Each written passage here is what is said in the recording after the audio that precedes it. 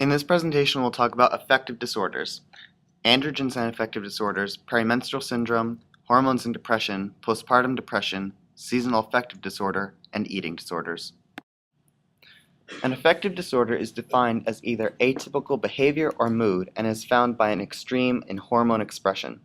Hormonal imbalances can be caused by pathology, inherited predisposition, or the effects of food, drugs, or toxins, and may underlie a number of behavioral disorders or cause psychological distress to an individual.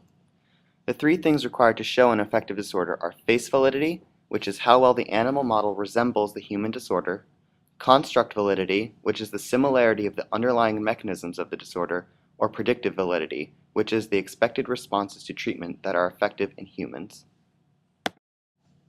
Here are some of the various health effects shown as a result of anabolic steroid use. To the left are ones found strictly in males, middle in both sexes, and to the right strictly in females. Here we have an example of one of the different things that can happen. At first, an increase in muscle mass is noticed. Then after anabolic steroid use is discontinued, there will be severe skin problems. This is just one example of the many things that can happen health-wise as a result of anabolic steroids. Also, a result are some of the psychological effects, which include increased rates of suicide and increased aggression.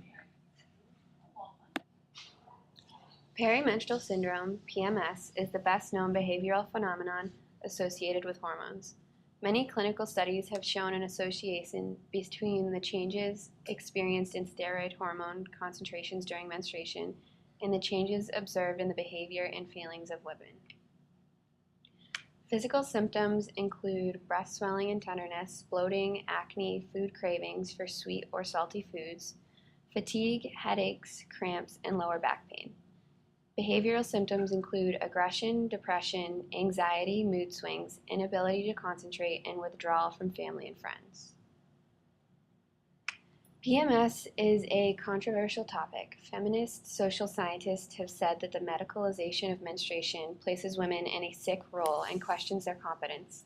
The vast majority of research, however, has not detected any significant impairment in women's functioning due to PMS.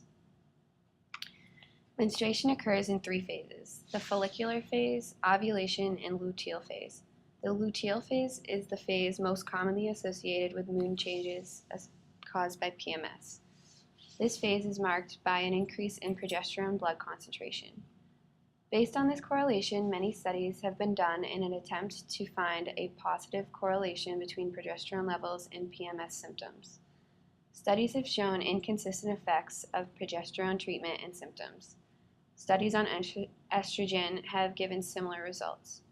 Interestingly, even the elimination of the luteal phase through medication does not affect PMS symptoms. Many questions still remain concerning the physiological basis of PMS and the associated symptoms. Some women, although a small minority, actually report positive changes in mood during the luteal phase. In order to better understand PMS, further research is necessary. The symptoms of clinical depression may include sadness, fatigue, guilt, suicidal thoughts and actions, as well as disturbances in sleep patterns and food consumption. Depression can alter the motor skills of individuals, resulting in slow speech and body movements. Severe cases may result in hallucinations or delusions. Clinical depression is categorized into two major types: bipolar depression and unipolar depression. Bipolar depression usually expresses one episode of mania, such as an excessive elevated mood or immoderate feelings of power and confidence. An individual with unipolar depression will not show any manic episodes, but will have a persistent depressed mood. Individuals may show elevations in their mood as a response to environmental stimuli, but when these factors negatively influence normal everyday function, they are considered clinically significant. The four main hormones that correlate with the endocrine system and depression are thyroid hormone, growth hormone and prolactin, cortisol, and estrogen. Depressed patients have been found to have low thyroid function. In one study of 5 patients, TRH was given and depression was reduced in 4 out of 5 of them using psychological scores on tests as the basis of the study. Studies have also shown that TRH and TSH administration can improve symptoms of depression. TRH produces an unusual increase of growth hormone in depressed individuals, but does not have an effect in normal individuals. TRH was found to increase prolactin concentrations in some studies but decrease the levels in others, indicating a specific difference in endocrine function between normal and depressed individuals. Negative feedback control mechanisms of the HPA axis are impaired in depressed patients. Excessive cortisol production has been found in nearly 50% of depressed individuals examined. Cortisol is normally secreted in a circadian pattern, so disturbances in its diurnal rhythm of secretion indicate abnormal disinhibition of ACTH regulation. If this abnormal regulation is chronic, depression ensues because of such high cortisol levels. These high levels inhibit neuronal activity in the brain.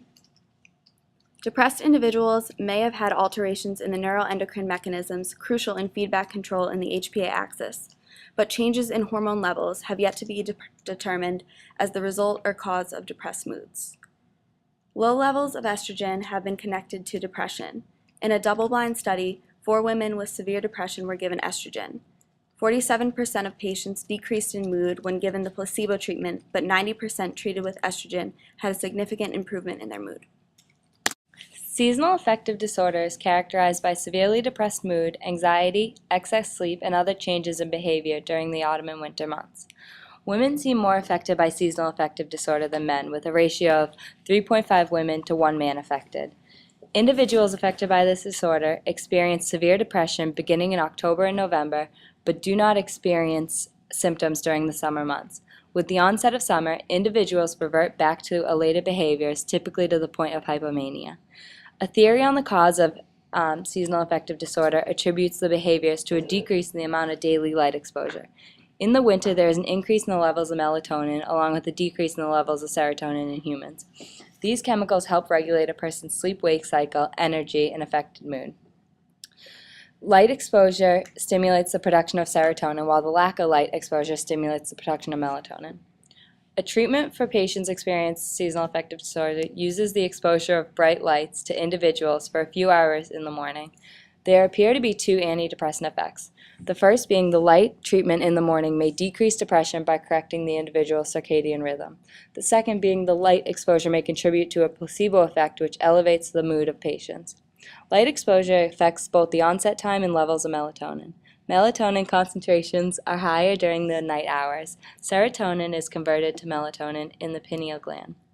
Light exposure has 2 actions in humans. 1, light can synchronize the daily melatonin release patterns, and 2, light can suppress daily melatonin production. Both of these can reverse the effects individuals experience during the autumn and winter months. Postpartum depression. Usually, the postpartum period is a bonding time between mother and child, but endocrine changes can cause a significant minority of women to feel a depressive feeling. Many get the maternity blues, which is a sadness that lasts for 24 to 48 hours after giving birth. Many, 15 to 20%, experience depression lasting 4 to 8 weeks, which include insomnia, crying, fatigue, and irritability. 0.01% exhibit depressive psychosis. Precursors to postpartum depression are not known, but is thought to be a combination of biological, social, and psychological factors. Opioid peptides spike in the 3rd trimester and plummet within hours of giving birth. This sudden decrease is thought to cause the lowered mood, a withdrawal from the opioid peptides. Women with higher depressive symptoms had greater difference in blood plasma concentration after giving birth. Women who stay with their children for longer periods of time after giving birth have higher rates of postpartum depression, and also women that have unwanted pregnancy exhibit greater postpartum depression symptoms. There are 2 types of eating disorders associated with affective disorders. They are anorexia nervosa and bulimia nervosa. Anorexia nervosa is primarily seen in females in a ratio of 10 to 1 female to male. Anorexia nervosa is characterized by a distorted self-image resulting in a decreased food intake causing a loss of body mass as well as altered menstrual cycles in women. There are 2 subcategories that anorexia nervosa is separated into: the restricting type and the binge-eating purge type. What makes anorexia nervosa a unique affective disorder is that it requires an endocrine dysfunction for diagnosis. The chronic malnutrition in women with anorexia nervosa can cause a hormone profile that is what would be expected of a pre-puberty girl. This includes low concentrations of gonadotropins and sex steroid hormones. Males with this disorder have been shown to have low circulating testosterone levels.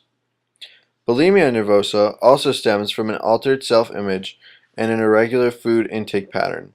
It is similar to anorexia nervosa in that it mostly affects women. Bulimic patients will typically binge eat and will consume up to 30 times the normal amount of food a normal person can eat in 2 hours. The hormones involved during a binge eating episode include low estradiol and elevated progesterone concentrations. This is followed usually by a combination of forced vomiting, laxative use, diuretics, and enemas. When individuals are not binging, they usually follow a strict diet. Bulimic individuals usually maintain a normal weight range, but their hormone profile is altered depending on their binge-purge cycle. For example, thyroid hormones can vary depending on what part of the cycle the individual is at. Individuals also usually have increased GH levels and decreased nighttime prolactin.